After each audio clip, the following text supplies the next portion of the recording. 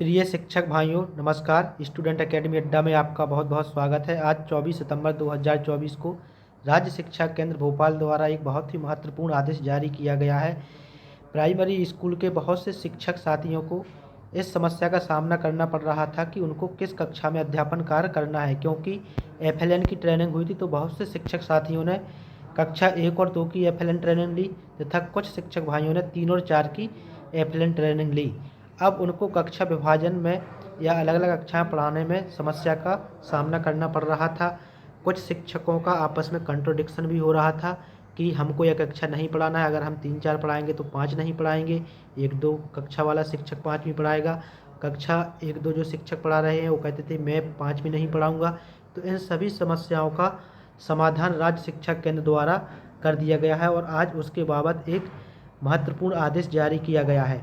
तो चलिए डिटेल से जानेंगे कि किस प्रकार से यह आदेश जारी किया गया है, क्या समाधान बताया गया है।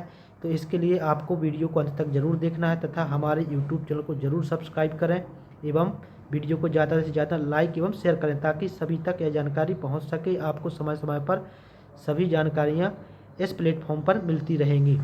तो चलिए जानते हैं।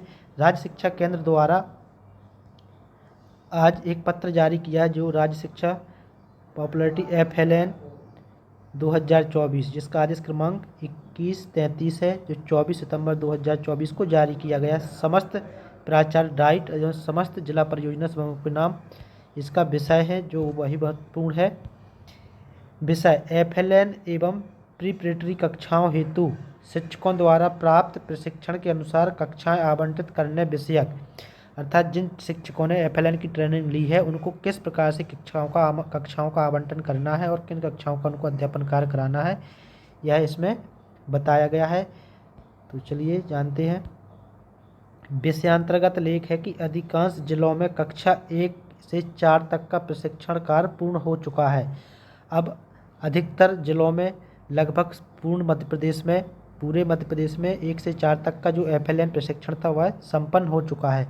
विभिन्न स्तरों से की जाने वाली मॉनिटरिंग के दौरान यह संज्ञान में आया है कि प्रभारी प्रधानाध्यापकों द्वारा शाला स्तर पर कक्षाओं के आवंटन के दौरान शिक्षकों द्वारा प्राप्त किए गए कक्षाओं के प्रशिक्षण के अलावा भी कक्षाएं आवंटित की जा रही हैं, अतः निम्नांकित निर्देशों का पालन सुनिश्चित किया जाए। अर्थात जो शाला प्रभारी शिक्षक हैं उनके द्वारा शिक्षकों को कक्षा किस प्रकार से आवंटन किया जाना है उसके बारे में डिटेल से दिया गया है। सबसे पहले कक्षा 1-2 का प्रशिक्षण प्राप्त शिक्षकों द्वारा कक्षा 1 व 2 की कक्षाएं एवं कक्षा 3-4 का प्रशिक्षण प्राप्त शिक्षकों को कक्षा 3 व 4 का अध्यापन कार्य कराया जाए। अर्थात जिन शिक्षकों ने एफएलएन की कक्षा 1 और 2 की ट्रेनिंग ली है तो वह शिक्षक कक्षा 1 और 2 की कक्षा ही पढ़ाएंगे और जिन शिक्षकों ने 3 और 4 का एफएलएन प्रशिक्षण लिया है तो वह 3 और 4 को पढ़ाएंगे।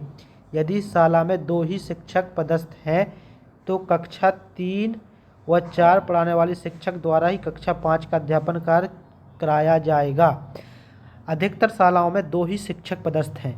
ऐसी स्थिति में जिन शिक्षकों ने कक्षा 3 और 4 का एफएलएन प्रशिक्षण लिया है वही शिक्षक कक्षा 5 को भी पढ़ाएगा, क्योंकि इस प्रकार का सेटअप तैयार किया गया है। जो मॉड्यूल मिले हैं, जो शिक्षक संदर्शिकाएँ मिली हैं उसमें कक्षा 3 और 4 का एक सा मॉड्यूल है और जो कक्षा 1-2 की शिक्षक संदर्शिका है वह 1 और 2 के लिए एक सी है।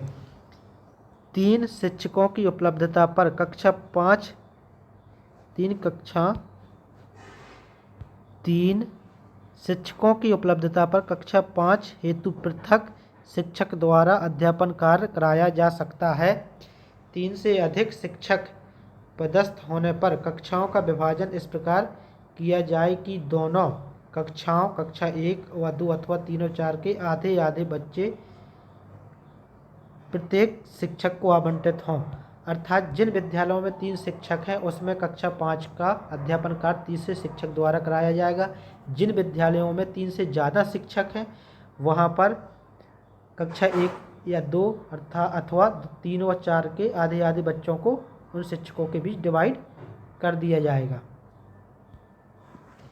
अगला पॉइंट है विकासखंड स्तरीय मास्टर ट्रेनर। जिस भी कक्षा स्तर के मास्टर ट्रेनर हैं और वह प्राथमिक शाला में पदस्थ हैं तो उन्हें अनिवार्यतः उन्हीं कक्षाओं का अध्यापन कार्य प्रदाय किया जाए जिस कक्षा स्तर के वह मास्टर ट्रेनर हैं। अब जो मास्टर ट्रेनर हैं वह अधिकतर प्राथमिक शालाओं के ही बने हैं, तो मास्टर ट्रेनर जिस कक्षा की मास्टर ट्रेनिंग ली है उन्हीं कक्षाओं का अध्यापन कार्य कराया जाएगा उनके द्वारा। जैसे जिस मास्टर ट्रेनर कक्षा 3-4 की ट्रेनिंग ली है तो वह 3-4 का अध्यापन कार्य कराएंगे, जिनने 1-2 की लेवल ली है तो वह 1-2 का अध्यापन कार्य कराएंगे। जिला, विकासखंड एवं जनशिक्षा केंद्र स्तर से प्रति माह की जाने वाली अकादमिक मॉनिटरिंग के दौरान न्यूनतम 2 शालाओं का चयन इस प्रकार किया जाए कि विकासखंड स्तरीय मास्टर ट्रेनर कक्षा 1-2 अथवा 3-4 की शालाएँ उसमें अनिवार्य सम्मिलित हों। जब जिला स्तर से और ब्लॉक स्तर से, संकुल स्तर से FLN का मॉनिटरिंग की जाएगी तो प्रत्येक महीने कम से कम ऐसी 2 शालाओं का मॉनिटरिंग की जाना है और उनको शामिल किया जाना है जहां पर 1-2 और 3-4 की शालाएं अनिवार्यतः शामिल हों। मॉनिटरिंग के दौरान सुनिश्चित करें कि मास्टर ट्रेनर की शालाओं में निर्धारित कक्षाएं, प्रक्रियाएं, प्राविधि अर्थात विधि का सुचारू संचालन, लर्निंग किट, पुस्तकालय का उपयोग आदि हो रहा है और उनकी शालाओं में बच्चों का सीखना सुनिश्चित हो रहा है।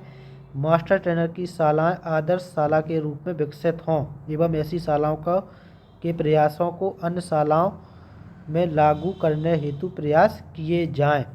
जो मास्टर ट्रेनर की शालाएं हैं उन शालाएं में लर्निंग आउटकम, TLM, पुस्तकालय, विधियाँ, कक्षागत प्रक्रियाएं सभी को विकसित होना चाहिए और बच्चों को सुनिश्चित होना चाहिए उनका सीखने का लर्निंग्स की स्किल्स अच्छी होनी चाहिए, उनमें उनको आना चाहिए। ऐसी शालाओं आदर्श रूप में मास्टर ट्रेनर की शालाओं को आदर्श रूप में विकसित किया जाना चाहिए ताकि अन्य शालाओं को प्रयास भी उसी तरह से किए जा सकें। आप सभी को वीडियो कैसा लगा कमेंट बॉक्स में ज़रूर बताएं। आप सभी का बहुत बहुत धन्यवाद।